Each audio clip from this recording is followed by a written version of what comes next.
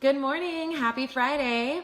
We are here for our third session of Leadership Live, and I'm super excited to be here for this particular topic because it is going to be, there's so much that we can pack into talking about communication and leadership and what it means to communicate effectively as a leader and, just kind of dissect what good communication sounds like, what leadership sounds like, and all the different ways in which we have explored communicating with our teams. Hey, we're live. We're live Hello, again. everyone. Sorry about that. So, hello, good morning. It's not really welcome. really alive if they don't see us running around our house at least for just a few seconds. Like that has to happen at least every other episode. Oh my God, I know. I'm so sorry about that. And I was talking to the screen and I'm realizing that they can't even hear me. So, it's I'll get it, right? Anyways, guys, thank you so much for being here this Friday for our third session. So excited to be here to talk about this topic of what leadership sounds like and what it means to communicate effectively as a leader and to really identify the difference between good communication and bad communication and kind of come up with some tools for you guys to implement with your teams and identifying the best ways to communicate, your message with them, and then also how to kind of deal with the uncomfortable topics of when you have to have those conversations that maybe are that aren't so easy to have with your staff and with your teams. So before we get started, for those of you, hi Lake, good to see you. Hi Nate, hi Diane, hi Mom, that's Mom. Hi Mom. Hi, Mom. So before we get started, I wanted to present a question to you guys just to kind of get you thinking, about communication in your work as a leader, again, particularly in management and in business ownership, but really thinking about situations where, you wanted to communicate with your team, but you weren't really sure how to communicate with your team. So, I would love for you guys, as we're talking, to reflect on your own experiences here. Specifically, I would love to hear what you guys have to say about what the differences between good, bad, and toxic communication is. And if you have any experiences or stories that you would like to share about those particular things, because I think that if you guys share those with us, then we can really open up that conversation to really explore those topics a little bit more. Again, understanding the difference between good communication, bad communication, and toxic communication in the workplace with your teams and with your coworkers. huge. So that being said, yeah, Jared, I'll let you take it away. Yeah, so I think this is an interesting topic just because when you really think about, especially the way we kind of advertised it, what does leadership sound like? That implies almost that it's kind of a tone, it's an audible sound, but really you have to think about the sound of leadership from the minute you walk in the door to the time that you leave, and really everything else in between. So definitely we want to make sure we're adding value to you guys. So put your questions, ask your questions, share your comments, because we'll probably learn as much from you as hopefully you'll learn from us. So absolutely. When I really tried to boil it down, and certainly when I work with teams and I listen to leaders communicate, I think that it is summarized nicely into leadership sounds friendly. It sounds friendly. And not that friend that's like, just your friend because you have a cool Xbox game, but your friend who is there for you, supportive, who's willing to give you open, honest feedback, and who you have a mutual respect for. So a couple of points that I just kind of put down is, the very first one is leadership sounds personal. It sounds, and this changes based on where you are in the company. If you're in a large organization, you get emails from the CEO or the COO or somebody higher up. Usually you can tell there's a very employee-centric tone to it. So it's very focused on how this change or difficulty is actually going to impact the employees, that audience. So I think leadership at that level still tries to sound personal. Now, if we've never interacted with the CEO or the COO, then it makes it a little bit more difficult to feel like, oh, that guy's really got my back. But you can see that tone is still there. They want you to feel like this guy could walk into your office at any point and sit down and have a good conversation with you. If we look 100%. If we look at the smaller level, then you're looking at a smaller team. And I still think that's very, very personal, where people, what's going on in their lives, you're aware of their challenges, and you communicate that way, meaning You go and you ask questions, you're interested. So it just sounds and feels more personal in that regard. And I've got a couple stories. Absolutely. Yeah, I think, oh no, I would love to hear your stories. no, I was Let's going to bring see it. if you had any examples or experience where you felt that personal touch from a leader. Well, I think that, well, yes, absolutely. And so it's so funny that this was your first point, because my first point was actually the difference between being a boss and being a leader. And I think that it's leaders remember that we're human. And I feel like when you're a boss, you treat people like they're numbers. And I think that, or at least that's, I'm not saying that that's like a hard truth, but what I am saying is that you tend to feel there's a sense that it's not personal. Yeah. You know, I remember working for larger corporate organizations and going into work and feeling like, you know, the expectations that were had of me, regardless of who I was or regardless of what my background was or my education. And I think as soon as you start feeling that way, you detach from the work that you're doing a little bit, because you don't really feel that strong sense of purpose. So I think that the more you can communicate effectively, both as a leader and then again, human to human, the more people are going to be willing to open themselves up really to be fully present in the work that they're doing, as opposed to just seeing themselves as, well, anybody can be doing this job. It doesn't matter whether it's me or not. And so to answer your story about, or your question about whether I have a story or not, I mean, I don't know, I probably shouldn't talk about the company. Don't talk about like the company. Say like which company. Yeah, we don't want to talk about the company. But you know, I remember going into an interview for this particular company, and this was years ago, before I was even a manager, early in my personal training career. And I was getting interviewed and they wanted to hire me, and they were like, but I'm going to let you know, because I didn't really have any sales experience. And one day I hope we can talk about leadership and sales and what that sounds like as well. But that's like another topic altogether. But I was really nervous because, you know, I felt really confident and competent in my ability to become a trainer. And I felt, you know, that I was going to be able to deliver value. I felt that I knew that my heart was in it. Like, coming from where I was so passionate and so eager to just start helping people, you know, get in better shape, you know, and really start this career path. And after the interview, again, you know, in interviews, everybody gets really nervous. And I was definitely just like, felt like I was doing well and felt like, okay, I'm pretty sure I can land this position. And at the end of it, I mean, he pretty much assured me, the guy that was interviewing me assured me that I was going to get the position. But then he had something to say about my lack of sales experience. And that was that it's a sink or swim environment. So don't be expecting to get, you either make it or you don't, and don't really be expecting to get much help. Like, you know, there's pretty much a 30-day period in which, you know, you have to prove yourself whether you're capable of having this job or not. And this was like, again, early in my, you know, my training career. And again, this corporate environment, I think we see this a lot, where they're so focused on the numbers. We talked about this last week, where they're thinking about the technical mechanical components. And of course they're under pressure to, you know, to make sales themselves, but they totally lost me right there. And I just thought, if this is what it means to go into this industry, I don't care. It doesn't matter how passionate I am, because that's not what they care about. What they care about is whether or not I can turn over a sale. Yeah. And the fact that that's the leadership that he led with in this particular moment, you know, like sink or swim, you either make it or you don't. Don't expect any support from me kind of thing. I was just like, well, I immediately didn't even want the job because it totally deflated everything that I was hoping the job would be. And so I think that that's a perfect example. Yeah, I agree. And I love that you're talking about the personal touch as seeing people as people. You're seeing them as people, not just employees. And in my mind, when I think of why I said leadership sounds friendly, because you're leveling that playing field.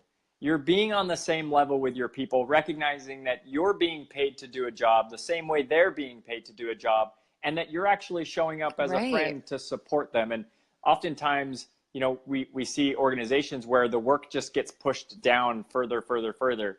And so the top says, hey, this is what we want to do. And then it goes to the next level, and then it goes to the next level. Well, eventually it hits the front line or the lowest level employee, and they don't have anywhere to push the work. And so that can be really difficult. And if leaders aren't really involved on the personal level, and when we say personal level, we're not like saying you're scrolling through their Facebook or you're, you know, that personal, right? No, that's too personal. You are close enough at work to know that there's a struggle, that you can walk over to their desk and say, hey, what's going on? I sense a little bit of stress or a little bit of frustration. And so it's very much seeing that they're people and they have challenges and struggles, and you know, that's something that needs to be really looked at. And so if you're a leader who right now you're wondering, okay, am I personal enough? Ask yourself if you're going in and actually interacting with your people, going in and being involved and being aware of what their challenges are, and then building them up. And even in your emails, are you responding with their names, using their names, saying, hey, how's it going today? Thanks for your email, versus just typing out a quick little do this, do that, that kind of a thing. Right, right. I think, you know, there's nothing wrong with asking people how they're doing, you know, and how they're feeling, and just, again, engaging them in like, hey, how's it been? You're new on the job, you know, or hey, it's been 6 months into this position. How are you feeling about everything? You know, I mean, from my perspective, you should be having conversations like this on a weekly, monthly basis, and not, you know, it shouldn't be quarterly. But, and that's like another thing, you know, I was thinking about this, how you know, people tend, at least in the corporate environments that I've been in, they've, you know, you get the 30-day, the 60-day, and the 90-day reviews. And it's like, if that's the approach that you're taking with your teams, you can't expect them to ever be excited about a review, a performance review, you know, because you're like, great, like here they're going to tell me everything that I'm doing wrong, or that I'm not doing right, or the metrics that I'm not meeting, you know. And so again, we remove ourselves from what it means to be relatable to each other. And I think we miss out on a lot of opportunity to, again, lead with compassion, and then also really coach and mentor and develop people. I think as a leader, there's so much fulfillment to be gained. If you're in a position of leadership, you can go into a relationship with someone, and think like, wow, I can really help lend this person some skills and hopefully some insights that will benefit them, you know, for the rest of their life if I do it right, you know. So we have a privileged position. I mean, while we're also learning, we can also help them learn, and then also hopefully develop themselves and find, again, more fulfillment in their position. But yeah, totally.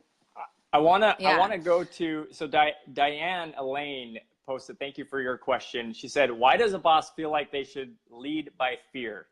And this is actually something I thought about as I was kind of prepping for this live today, because the scenario that I described earlier, where the work starts at the top and it ends up getting pushed down, and usually that gets pushed all the way down to a lower level employee. And I'll give you a good example. I was brought in to work with a team where I was supposed to evaluate and support their engagement and their culture. And so I recognized that they had this top-down leadership where the work was going down, and then they had this mechanism in place that was basically an overflow mechanism, that when the work got too much for kind of the mid-level leaders, they would spill it over into, basically, like, they would give it to interns. And I watched this happen so often, where the overflow would get full, and these interns, these lower level employees, were just inundated with all of this work, but they didn't have anywhere that they could push it down. And so the reason why I say, why does the boss feel like they should lead by fear? Because I think sometimes these employees who have basically learned leadership from these other people who have pushed all of the work down, they think that that's how they need to lead. And so then when they get into leadership positions, then they just push that work away. And the focus there is getting the work done versus adding value. And when you're not adding value, then you're not credible. And when you're not credible, then all you can do is lead by fear, which is usually in the form of data, discipline, you know, some other way than sitting down and saying, hey, let me actually help you get better at what you're doing.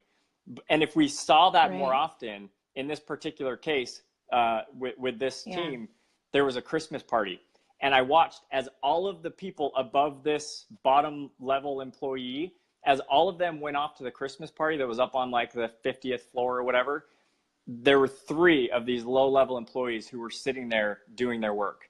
And I went and sat down. I said, hey, leave your work. Let's go upstairs and enjoy the party. And one of them started crying in the stairwell because she felt like she actually couldn't leave her work.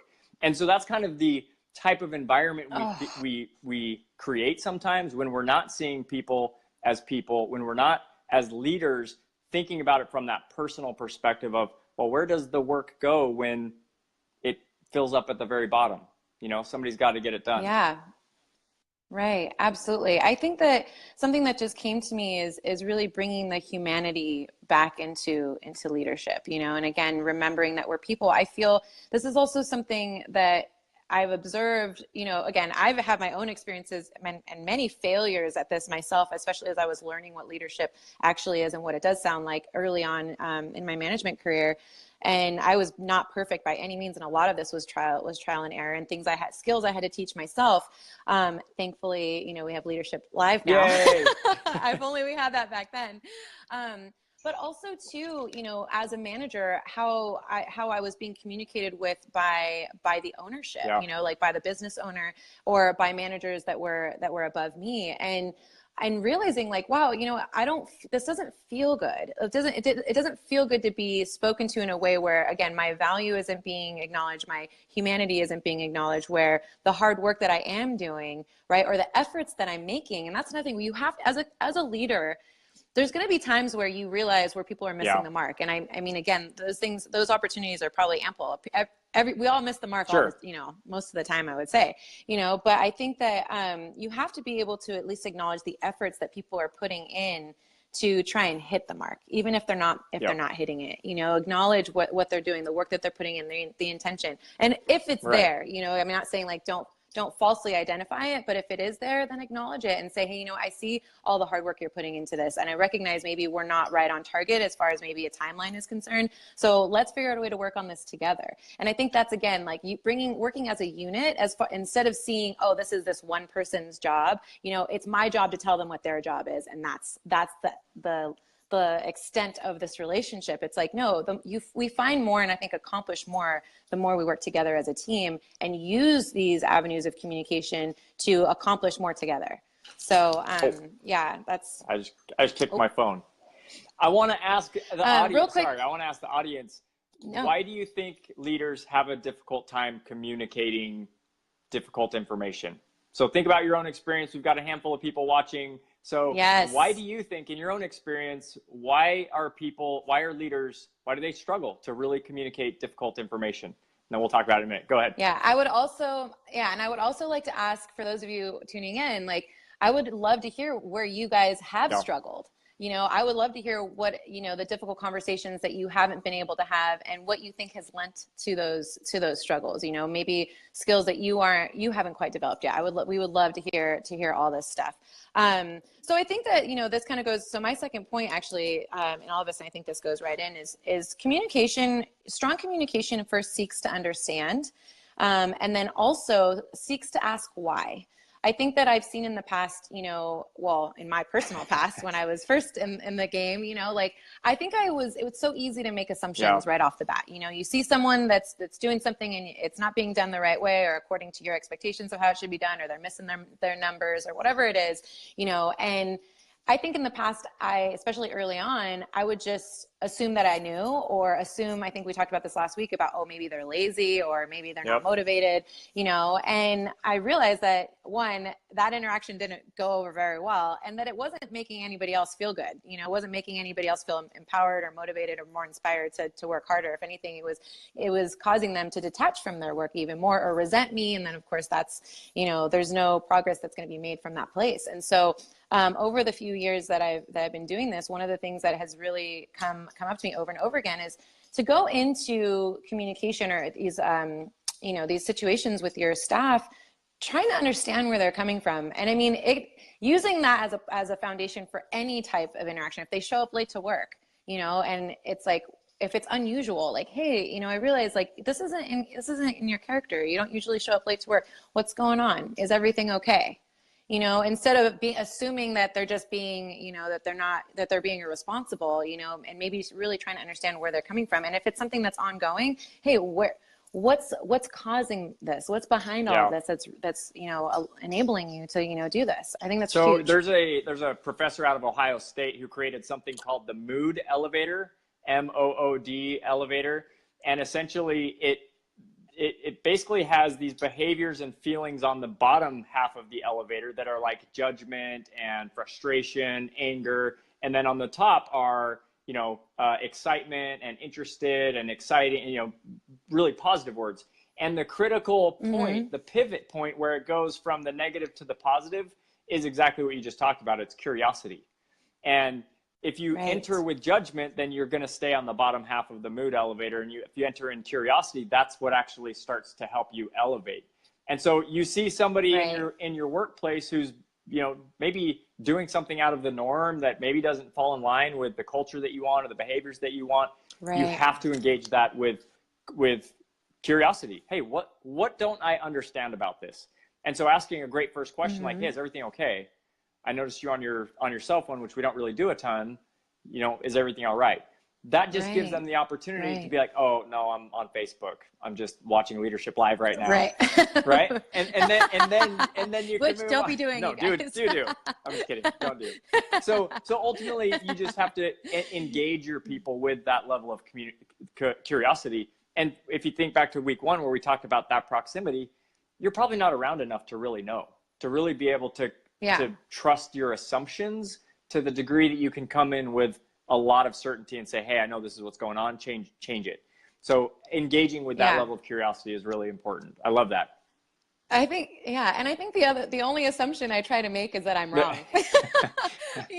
Like I'm going to just assume that I'm wrong here. And so therefore I'm going to ask, ask what's really going on. And I think that, leading from that place is valuable in so many ways. I mean, especially when you're talking about relationships that you're trying to cultivate with your staff, I think it's important that you feel, a level of connectedness with the people that you're working with and with the teams that you have. And so, again, I've experienced times in the past where we weren't always on the same page, and I think that you said last week, there's healthy conflict is good to have, and if you're feeling like things are off, if you're feeling like, you're not seeing things through the same lens, then there's nothing wrong with asking like, hey, you know what, I'm observing that this is happening. I'm observing this trend. I'm feeling like there's resistance between us.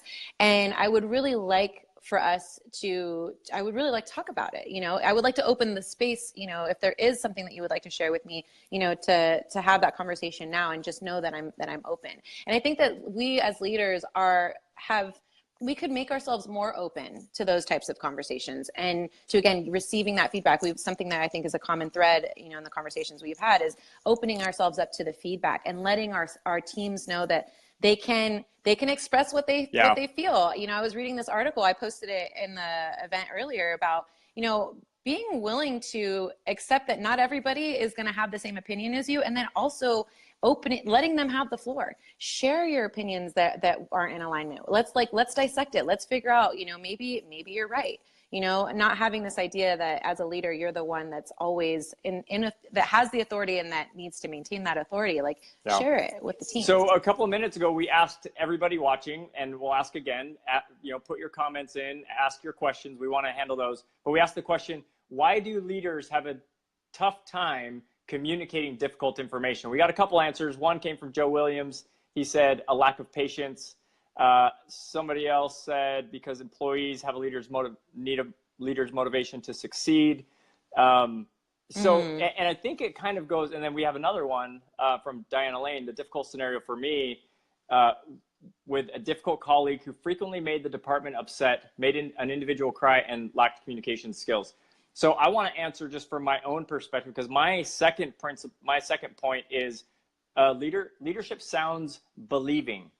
And when I work with a team, I'm going to make this really, really simple for you. When communication isn't happening, it's only one of two things. I'm going to attempt to just go crazy here, and I'm going to bucket I love it. Let's go. Two things. One is you as the leader don't believe that person will actually respond if you do communicate. Or two, you as the leader don't feel like you will communicate effectively enough in a way that they will be able to respond. So it's either you don't believe in yourself or you don't believe in them. And too often that leads to people not communicating at all. So when we think about communicating any type of information, good, bad, difficult, we have to think about who is our audience, and we have to be believing that people want to improve. They want information. I believe personally performance appraisals are in place to mandate managers having conversations with their people. And for Right. way too many, that's the only time they actually do have a conversation about their performance. And most of the time, people are blindsided unless there's that frequent, constant communication. And that constant communication only comes from people, leaders who believe that their people will respond to feedback, or leaders who believe in their own ability to communicate in a way that will help people respond. So second for me is believing. Well, right, absolutely. And so Felicia here, hi Felicia, by the way, it's good to see you.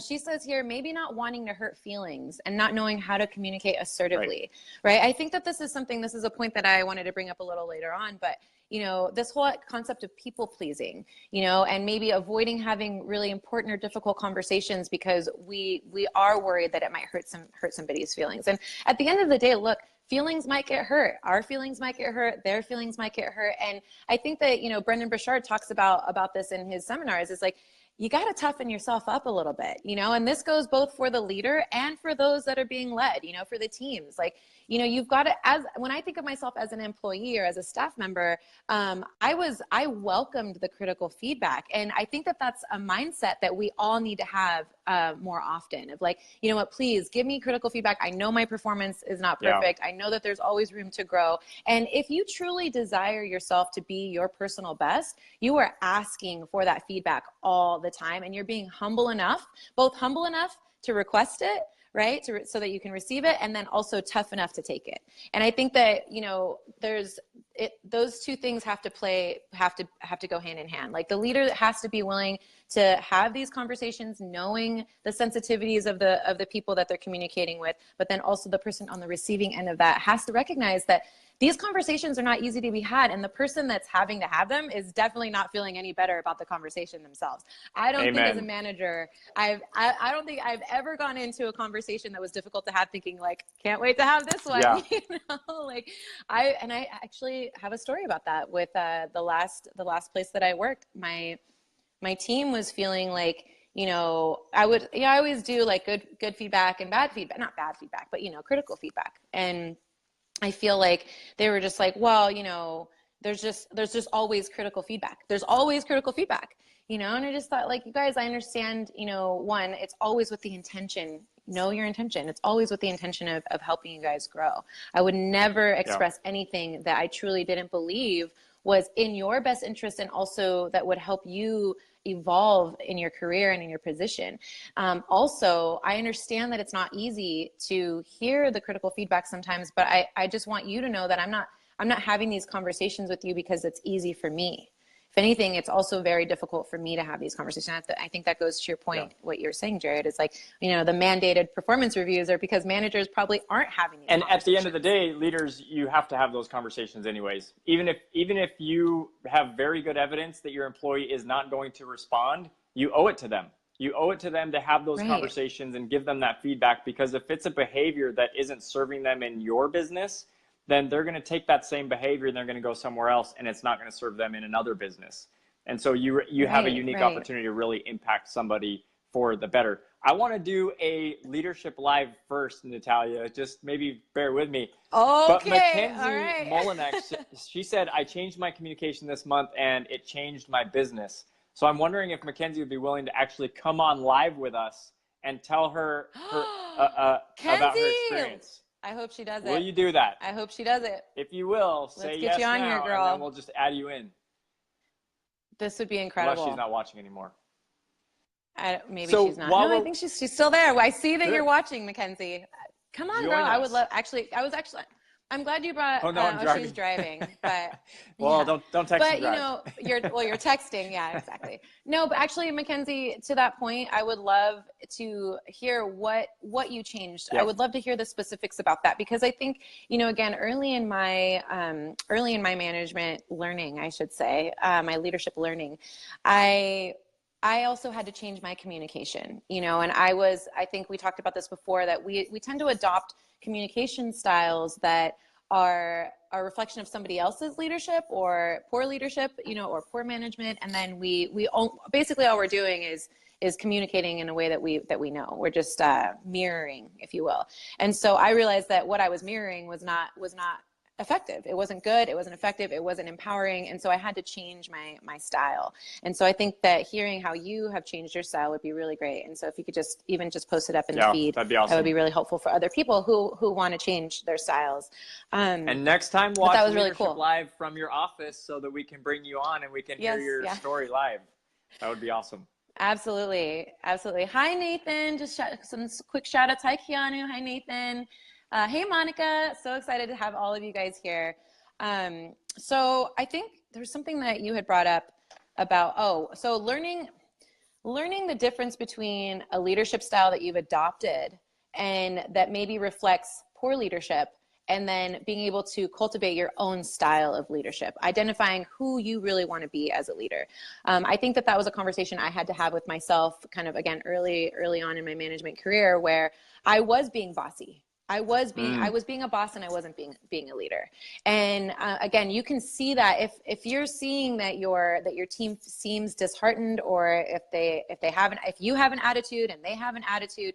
I mean, this is not. And I don't think that this is uncommon for people to experience that. Again, we're confusing what it means to be a manager and then also what it means to be a leader, and focusing purely on the management component and not on the human component, which I believe leadership is, right? That we tend to sound, even if we're not sounding negative, we're sounding detached. And as soon as you sound detached in your communication, you lose that personal component. Other people are going to detach from you. So I think it's really cultivating a sense of self-awareness in your communication, observing how people are responding to you. Again, sometimes it's just personal. Sometimes somebody just doesn't like you, but if you're getting a general sense that people aren't embracing your message, then it's probably the messaging. So I would take time every week to look back and say, okay, where did I hit the mark as in my communication? And then where didn't I hit the mark? Where could I have communicated a little bit better? And identify what it was that could have lended itself to better. And I also want to go back to what you said earlier, because I think it just is a simple answer. Let's just pretend everybody here is just awesome leaders already, which I know you are. But just for a second, kind of step out of yourself and be curious, like you talked about earlier. Be curious. Am I really a great leader? What makes me a good leader? And just that idea of being curious about it, go back to your team and say, hey, what would make me an even better leader? What would you like to see more of from me? And asking those questions and just being curious at every stage in your career is just, it's incredibly powerful, because you'll be able to start to glean from people. Okay, well, here's a theme that's happening. You can't always pull each individual criticism, because there might be that person on your team that's like, well, I think you're a jerk, and I'm going to tell you you're a jerk, and I'm always going to think you're a jerk, and there's nothing you can do about it. And that, that's a completely different show, right? But Nick would say fire him. Exactly. As you continue that theme of curiosity, you'll start to learn. And then, can I share a Donald Trump story? Yes. So if everybody just got nervous, watch our stuff will just go down right now. Anyway, So years ago, they had on The Apprentice, they had Lou Ferrigno. And if you haven't seen The Apprentice, Donald Trump was bringing all these celebrities, and they would go do these tasks, and then they'd pick a winner. And Lou Ferrigno was a notorious, terrible teammate. And every single time they were in the boardroom, everybody on the team would say, no, Lou is terrible. Lou is terrible. And Lou would just deny it. Just until the bitter end, Lou was like, nope, they're all wrong. I'm great. I'm awesome. I did this. I did this. I did this. And finally, Don Jr., maybe this is a Don Jr. story. Don Jr. looks at Lou Ferrigno and he says, hey, Lou, they can't all be wrong. And it was such a powerful message for me, because we have to be careful about being worried what everybody thinks, but we also have to keep our ear tuned to it, so that if there is a theme amongst your people, then you're starting to say, okay, well, that's an area that I need to be aware of, or maybe I can adjust that perception with my behaviors changing in this area. So I just think it's really important for us to evaluate and be curious. Ask, hey, am I being a better, a better person? Yeah.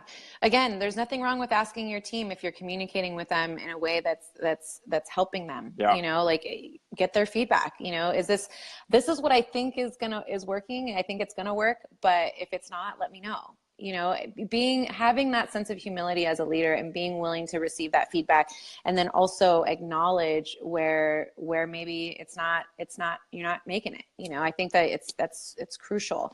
And so Felicia says here that one of her best I bosses, love that. yeah, she was bartending, cooked in the kitchen, ran the food, was hosting, seating people. And I think that, here's the thing. I'm sure that your boss at this point was not waiting to be asked to do these things.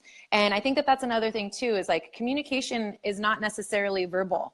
If you see somebody struggling, that is a form of communication. When you see them struggling, don't wait for them to ask you for help. I think that yes, I want to encourage that people do ask for help when they need it. I think that that's also something that we're really not seeing enough in the workplace, is people being willing to ask for help and ask for more support. And I think that that's essential to anybody's success wherever they're at in their career. But I also think as a leader, our jobs are to be able to observe when somebody isn't asking for help and they do need it, and being able to step in and say, look, I'm going to step in, because that's your job. That is your place, and then again, lending yourself to that type of support will help bring more trust. It will help bring more respect. It'll prove you to be more dependable, so I think, and again, truly looking out for the team and the greater whole. So I think that's Felicia's huge. example is perfect. It is the, Simon Sinek wrote the book, Leaders Eat Last. That's that right there. That is the living, breathing example that, leaders are involved in the work. They just are. And that's right. even though they are at an elevated level, if you want to call it that, or, they're making more money, that just means that there's more responsibility to be involved in the work and helping things go right, and being, just driving things forward in the best way. Because I bet Felicia's boss's employees felt like, hey, we'll listen to this guy or gal, whoever it is, and we'll help them, in whatever way that we're asked. So that just breeds that loyalty. Yeah, go ahead. Sorry. Oh, no. I was going to share a cheesy George Washington story, but do it. Now it's too cheesy. The moment passed. Sorry.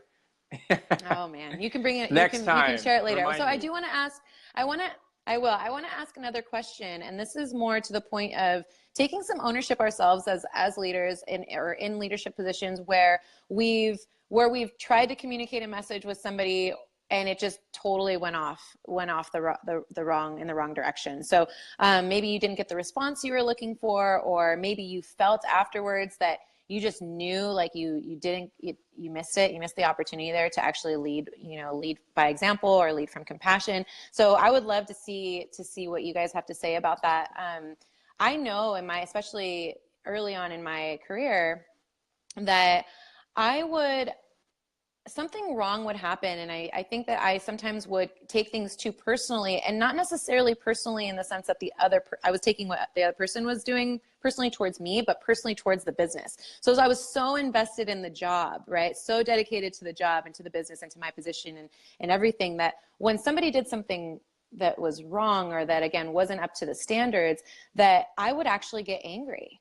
And I would get angry because I thought, like, they're not just disappointing me, but they're disappointing the business. They're not upholding the business. And I think that I would communicate from that place of anger.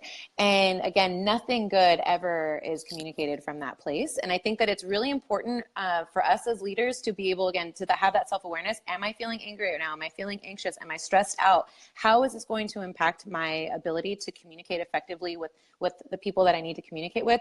And how is it going to impact my message? Because I think that half the time the message was probably a good message, right? But the tone or the attitude, or again, the delivery itself was so far off the mark that it was unrelatable. And again, it only created more distance, more resistance, and more, it interfered with the ability for us to make real progress. So being willing to just say, hey, look, let me check in with myself real quick, because I would like to say that we all get angry. For sure. So I think, being able to check in with yourself and say, is it a good time for me to try and communicate at this particular moment, or should I wait? Yeah, I think it always comes down to just having that personal touch, looking at them as people who have a right to have the information, and who want the right information and who want it even communicated in a loving, caring way. Like there's somebody who might have bills to pay or family to feed, or, you know, like just on the same level. And I think probably more than anything in my career, I've just recognized that we really are all on the same level. I've been on calls with super senior executives who just had a bad day. You know, they just have not been on their game in the morning. So I go back to the miscommunication. We had an example where I managed 5 locations in the DC area, and we knew that at some point in the future we were going to have to close one of our locations, which was going to mean that all of our about 10 employees were going to have to commute into the city. So if you've ever lived in the DC area, you don't want to commute into the city for anything unless somebody's paying you a lot of money to do it. And we knew that closing this was going to cause this team to have to move into the city. And we were just waiting for the company to tell us when. And we knew our busy time of the year was coming up. It was a sales type of organization. And we knew our busy time of the year was coming up. And so we felt like if we were in transition of moving the team at the busy time, we were gonna not perform. And so my boss and I, we made the decision that we were going to just create a date that we were going to move everybody out. And we picked that date and we communicated it over the phone. And the team was not happy at all. And I heard about it. And I had a conversation with one of the guys, and he finally just looked me in the eye and he said, you know, Jared, it would have been 100 times better if you had just come to our office, come to our location, and just told us to our face. And he's totally right. In that moment, I was like, yeah, you're right. I had 5 locations, you know, in my mind that day. I needed to be other places, and the communication couldn't wait. And it was totally the wrong call. We ended up closing that location on the date that we had chosen. And only a handful of them actually ended up commuting into the city. We lost employees over it. So I think it's important that, and I don't know that had it been done in person, if we would have saved more of those, but I know that I would have felt better about it. And I know they probably would have felt better about it. And even after the fact, they might have said, well, you know, at least Jared was trying to communicate with us in a way that, you know, demonstrated he cared about us. Right. And I think that that's a really good point right there, is that how do you want to feel about the way that you're communicating? Totally. You know, how do you want to feel afterwards? Like, again, bringing in this is actually something I didn't even plan us to talk about, but, you know, bringing that critical component in is like, you know, how do I want to sound? How do I want them to feel? How do I want myself to feel after this communication has taken place? You know, really being willing to look at these different components of communication. I really don't think as a whole, we're really taught how to communicate in general, you know, in life, you know, so, and then again, how to communicate as a leader. And I think, you know, to the point of being a people pleaser, you know, sometimes, or having not knowing how to have uncomfortable conversations, you know, you can go in with the best intention, but I think you don't want to avoid having conversations because you're not quite sure how to have them, you know, and the only way to really learn these tools or these skills is to actually put yourself in those positions. I mean, I'm sure before this conversation took place, you probably thought you were doing the best. That was the best way to go about it. Buttoned up, you know, for sure. And I knew that people weren't going to be happy, but I had hoped that, you know, they would see the business sense in it. And it made, I mean, on paper, it was totally the right move. And even after the fact, it was the right move because we lost employees from a business perspective. But from the personal side of it, we could have done a better job. And so it was, you know, definitely a learning moment for me. And, you know, we just have to communicate in that way. Have to have that. And that goes back to kind of that first principle we talked about, is the leadership is personal. It sounds personal. It's thoughtful about, you know, the people and their challenges, and how changes within the company actually will impact them, for sure. Right. Absolutely. So another thing that I wanted to talk about is sort of having inappropriate boundaries. I think with communication, there's these fine lines, you know, where sometimes we're either being, so one extreme would be where we're treating people as numbers or strictly as employees, and we've completely lost the personal touch, right? And then there's the other extreme of that where we're getting maybe too personal, right? And so maintaining that human-to-human connection, and you want to be friendly, but you don't necessarily want to be sort of friends. And I just think that it's something, especially that I've seen working within small teams. It's very easy for people to become friends, or to again, kind of transition to that place. And I think over time that's natural, But I think for the most part in your communication, you don't want to be apologizing for needing to ask somebody to do something, or not, again, avoiding having conversations because you are friends and you don't want to ask them to, perform at a higher level. I think that I've seen this a lot where there's people are like, they observe what's going on and they know that there's room for improvement, but they're unwilling to say it or to acknowledge it because they're worried they're going to hurt somebody's feelings, or that it's going to ruin the potential of them getting along. And it's like, these are things that I think are part of being in the workspace, and that we have to kind of just take as it is and be willing to work through. Like you said, conflict, sometimes so much growth, positive growth can come out of healthy conflict. But again, you have to have appropriate boundaries and know that it's inappropriate, I would say, to avoid having important conversations because you're worried about how it's going to impact the congeniality of your association. So Michael David Huey said, hey guys, communication is crucial in every area of life. And honestly, if you're having those challenges of communicating with your staff, you probably are having those challenges in other parts of your life too. Exactly. You're probably not having the conversation, the check-in with your spouse or your boyfriend or girlfriend that needs to be had, that says, hey, how's everything going here? What do we need to do to actually take our relationship to the next level, to improve our relationship? Are there any issues that we need to iron out or figure out as we move forward? Or, hey, I felt like you were a little cold shoulder with me the other day. Those are all conversations. And if you're fearful of how somebody's going to respond in the workplace, I guarantee you're fearful of how people are going to respond in the rest of your life. And so you've got to just figure out the right way to approach those challenges. We already talked about the importance of engaging in those types of situations from a curious perspective. We also talked about the idea that, we're not communicating because we, one, don't believe that they will respond, or two, we don't believe that we're communicating effectively enough to get that response. And so it's either a lack of belief in us or it's a lack of belief in them. And I'll just ask you, do you think you're going to get more out of your employees by believing that they will respond or believing that they will not respond? Right. At the end of the day, that's a great question. You've got to make sure that you're giving them the chance. What they do with the information is on them, but you have to give them the chance. Right. And I think sometimes too, we want to protect the team. And again, we want to protect the relationships that we have with the team. But at the same time, we can't be so protective that it actually works against them or works against the business. And I think that, I'm trying to think actually if I've ever been fired from a job. Maybe when I was like early my high school years or something. I can't recall any time, but I would think that there's some learning to be had when someone quits a position because they don't like your leadership, or when somebody gets fired from a position because they cannot, rise to the challenge, and I think that that's okay. It's okay that everyone is not the perfect fit for the team.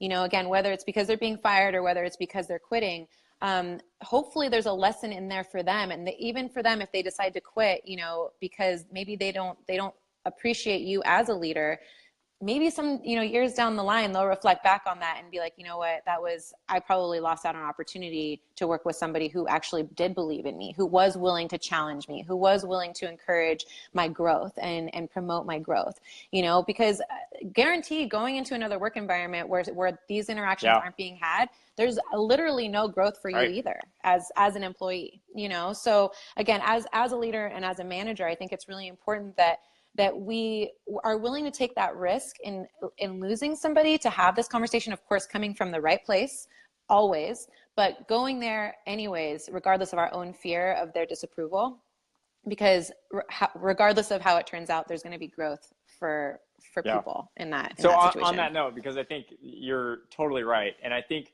at the end of the day, when in doubt, communicate. I mean, just when in doubt, communicate. A leadership sounds communicative. They're talking, they're having the conversations consistently enough that when something does happen, it's not a surprise. And you as the leader, you have to get in there and get it. And you've got to just go after it. I'll give you an example. I was called in to work with a handful of teams and help them kind of rebuild a culture after a company had just significant change. And of my 5 managers that I was working with, one of them just seemed to come into the meetings and be like, yeah, Jared, that's what I'm going to do. Yep. And then he would leave and he would go back to doing the same thing that he always did. And so all of the other leaders were all on board, and this guy was just not playing ball. And so we went through the process of having conversation after conversation, probably about the fourth time that I pulled him in and said, hey, help me understand what's going on. Curiosity. Help me understand what's going on. And this guy kind of flipped his lid. He got up and he kicked his chair. He hit the wall. And I just got this big old grin. I was just so happy. And I said, finally, now I know where you're at, and now we can get to work. So when we think about really impacting other people, we have to have their true, authentic communication. And if you're not getting it and people aren't performing, then you as a manager, you just have to keep going at those conversations. And we talked last week about, when to make that business decision. That has to happen. But managers can't shy away from their responsibility to communicate and lead. And I'll just give this last little anecdotal story, because the way that helped me always feel okay about having a really tough conversation was I just pictured those moments in these employees or managers' lives where they go home and they're getting ready for bed at night and they're looking in the mirror and they're brushing their teeth. And just in that moment, they have this thought of, you know what? Jared was really trying to help me. Even if they didn't like me, even if they thought I was a big jerk, I believe that there's those moments. And maybe it's a year down the road or 30 years down the road, or maybe it's that night when they go home. But I have to believe that people want to be better, and that even deep down they appreciate somebody who they can recognize as attempting to do that. Not always good, not always effective, but attempting to do that. Yeah. And I think that that's a perfect opportunity to ask a question to the audience as well, is have you guys ever had that experience with the leader where you maybe in the moment didn't appreciate them or didn't like them, but then ultimately down the line ended up recognizing their value and how much they actually did, add or contribute to your growth, as a professional. I think that, because again, I can look back on so many experiences that I've had in the workplace and think of even the worst managers, right, have also helped me grow, but then also the best managers have helped me grow. And sometimes the best managers were the ones that were the hardest on me. And it's now that I truly appreciate how much they challenged me to grow, because I'm like, wow, thank goodness for them and for how much they pushed me, because if they hadn't, then I wouldn't be where I am today and I wouldn't have the work ethic that I have. So, again, maybe one day we'll have to talk about work ethic, and how work ethic is cultivated in people. But, that's also our responsibility as leaders, is to help cultivate work ethic and inspire work ethic in others. And if we're not willing to go there in terms of our communication, then we're losing an opportunity. But then also on the other side of that, I'm sure we've all been in those positions where we've had somebody communicating something to us, that a leader that we didn't really want to hear at the moment, but then later on down the line, if we took it to heart, it actually lended itself to a huge growth in our lives. I actually, really quick before, I know we're running close on time here, but for all of you guys watching, thank you so much for participating with us. If you guys would give us a like, give us a love, share this if you feel that there's people who would benefit from hearing this message. Our goal here is to open up this conversation to everybody, because I think all of us have something to gain from being able to have these types of conversations about leadership, about management, about what it is to grow in the workplace. And your guys' love and support means everything to us. So for sure, let us know. And if you want to work closer with Natalia or myself on your team, helping to raise culture, engagement, productivity, then definitely reach out to us privately. We're happy to discuss what that might look like. I had like 4 more points of what leadership sounds Me too. like. So why don't you read your list, and then I'll read my list, and then we'll shut it down. Just to give them a high level, this is it, and then maybe they're teasers for other topics or other shows. Absolutely. So I did want to say that you want to make sure in general as a leader, when you're communicating, that you're avoiding sounding condemning or condescending. And I think that that's a huge thing, because I think that what we when we're communicating, especially if it's something we get our feathers ruffled, we're under high stress. Again, we talked about this earlier, that we tend to, our pettiness can sometimes come out. And I think if you tend towards that, then to catch yourself on it, because it's an unhealthy and it's a toxic pattern in the workplace, in any relationship, but again, in the workplace specifically. And then it's not going to inspire or empower your team. So notice the tone, notice your attitude, notice if you're sounding condemning or condescending, and know that you need to curb that right away. The other thing, going back to boundaries, that I wanted to talk about here was making sure that you're not promoting gossiping in the workplace. And I think this is huge. I actually had, I've seen it several times. If anything, I think it's pervasive, where management gets close to certain people and they feel at liberty to discuss their personal opinions about people that they're working with. And then they wonder why there's no culture, why there isn't a strong sense of culture in the environment. And it's not even necessarily because they're choosing to open themselves up to that conversation with that one person, but that gives permission to other people to have those same types of conversations, either about you or about the rest of the team. And then, of course, then people are just talking to each other about each other, instead of really having meaningful conversations about how to promote growth within the team, how to correct maybe bad behavior, or how to address situations that people are just talking about amongst each other and not as a whole. So I think that that's huge as far as inappropriate boundaries or appropriate boundaries, that don't talk about people behind their backs. Or in front of them. You have to be willing, or in front of them, like you have to just be constructive. Again, know what your intention is, and be willing to have conversations if you're going to confront a situation, which I definitely recommend that we do as leaders, that you're doing it from the best place within yourself, and don't include people who shouldn't be in that conversation in that conversation. For sure. Awesome. So I had all the same ones. We talked about being personal, being believing, being open as possible. Sometimes it's hard to decipher what information you can share. In some companies, depending on the size, you can't share other information. So just being as open as you can, being even and steady. I'm gonna let you guys just think about this one. The highs aren't too high, the lows aren't too low. So almost a predictable type of manager. Protective, especially when, sometimes team banter can turn into, really bullying. And so just being protective of every individual on your team is just incredibly important. And then the last one, I'd put a predictable manager, where people know what you're going to say. They know the culture, they know the expectations.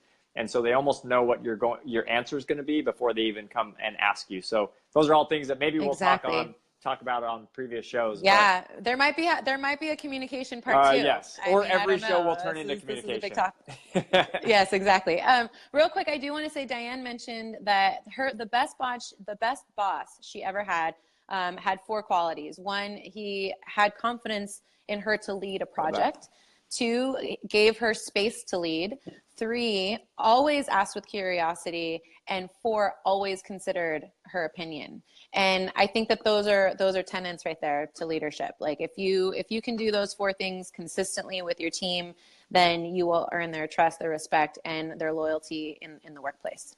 Awesome, Diane. Thank you, Diane, for sharing everybody that. For your interaction and your likes and your shares and questions and comments. Obviously, we wouldn't be doing this if it wasn't for you guys showing up. So thanks so much. We appreciate it. Absolutely. All right, guys. See you next Friday. Happy New Year. Happy New Year. That's right. Happy See New Year. everyone. Bye. All right. Bye.